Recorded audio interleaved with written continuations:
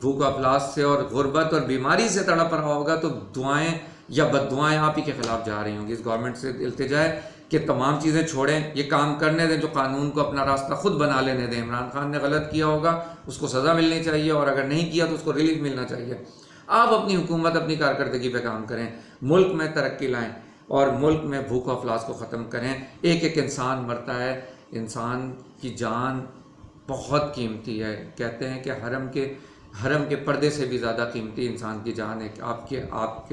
آپ سے کسی کی عزت، کسی کی جان، کسی کا مال، کسی کا کوئی چیز، کسی کو نقصان نہیں پہنچنا چاہیے۔ یہ بالکل اسی طرح ہے جس طرح معتبر ہے، جس طرح حرم کا غلاف آپ کے لیے معتبر ہے۔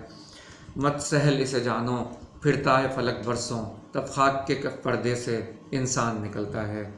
میں ریپیٹ کرتا ہوں، مت سہل اسے جانو، پھرتا ہے فلک برسوں، تب خاک کے پردے سے انسان نکلتا ہے۔ وآخر دعوانا ان الحمد للہ رب العالمین۔